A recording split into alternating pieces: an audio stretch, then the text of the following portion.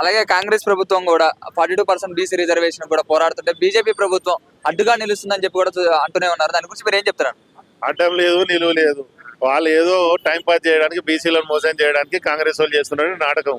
నువ్వు ఇచ్చేది ఉంటే స్ట్రైట్ ఇవ్వకుండా అందులో 10% మళ్ళీ ముస్లింలకు కలిపేసి ఇప్పుడు గౌడు ఖాన్ అని పెట్టుకోవాలనా, యాదవ్ ఏమన్నా మియా అని పెట్టుకోవాలనా, లేకపోతే మహమ్మద్ అని పేరు పెట్టుకోవాలనా, ఏం పెట్టుకోవాలని చెప్పేసి ఈరోజు మా హైదరాబాద్ జిహెచ్ఎంసీలో 9 సీట్లు బీసీలకు ఇచ్చారు. ఆ 9 సీట్లలో బీసీలలో ఒక ఆలయ నరేంద్ర కోడలు తప్ప మిగతా అన్ని బీసీలలో ముస్లింలే గెలిచారు. మరి దానికి ఏ బీసీలలో ఏ నాయకులన్నా సిగ్గు శరం ఉన్నోడు అడగాలి కదా. అరే బీసీలలో హైదరాబాద్లో ఎంఐఎం కూడా ఒక్కడన్నా గెలవనిస్తుండా?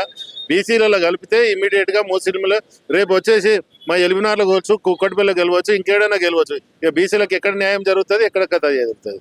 నీకు బీసీలలో స్ట్రైట్ గా మా వాళ్ళు చెప్తున్నారు, బీజేపీ వాళ్ళు చెప్తున్నారు, నువ్వు బీసీలకి వెళ్ళి 10% పక్కా పెట్టేసి ముస్లింలు తీసి ప్యూర్ గా 42% నువ్వు బీసీలకు ఇవ్వమని చెప్పి సపోర్ట్ చేస్తామని చెప్తారు.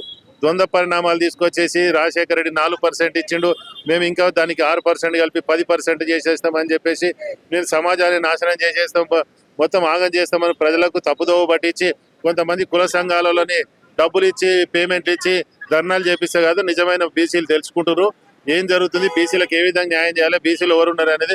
మా దగ్గర బండి సంజయ్ బీసీ ఉన్నాడు, మా అరవింద్ బీసీ ఉన్నాడు, మా దగ్గర ఎమ్మెల్యేలు బీసీలు ఉన్నారు, మా లెక్క ఎవరు చూపిమను. అంత వీళ్ళకి ప్రేమ ఉంటే సీఎం రేవంత్ రెడ్డి జరిగి ఇంకో బీసీకి ఇవ్వమని చెప్పు. ముఖ్యమంత్రి అంత ప్రేమ ఉంటే ఆ సాధాగా మా ప్రధానమంత్రి బీసీ ఉన్నాడు, మేము క్యాబినెట్లో 27 మంది బీసీలకు మంత్రులు ఇచ్చినాము, ఇంకేం కావాలి? ఇక్కడ ప్రతిదీ మేము బీసీల గురించే చేస్తున్నాము. కానీ తప్పుదోవ పట్టించి ప్రజల మధ్య చిచ్చు పెట్టడానికి ఈ చేస్తున్నటువంటి పరిణామం అది. వాళ్ళకు మనం 2 మీటింగ్లు పెడితేనే ప్రజలకు అర్థమైపోయింది ఇలా బీసీల వాటా ఎంత ఉంది, ముస్లింల వాటా ఎంత ఉంది అని చెప్పేసి.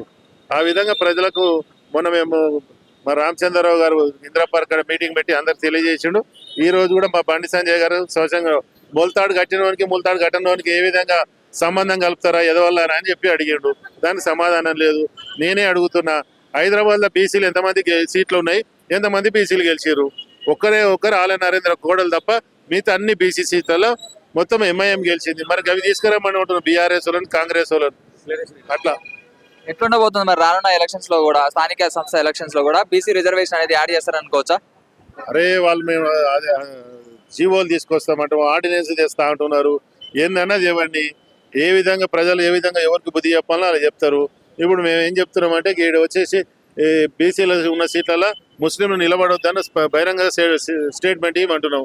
బీసీ సీట్ బీసీకే గౌడో, యాదవో, మున్నూరు కాపో, ముదిరాజో ఎవరో వీళ్ళే నిలబడాలి కదా. మరి పక్కకెళ్ళి వీళ్ళు ఓఐసీ సోదరులు ఎందుకు వచ్చి నిలబడుతున్నారని మేము అడుగుతున్నాం. దానికి సమాధానం చెప్పమంటున్నాం. అది షేర్ చేయండి, లైక్ చేయండి, సబ్స్క్రైబ్ చేయండి. మరిన్ని వీడియోల కోసం బెల్ సింబల్ పై క్లిక్ చేయండి.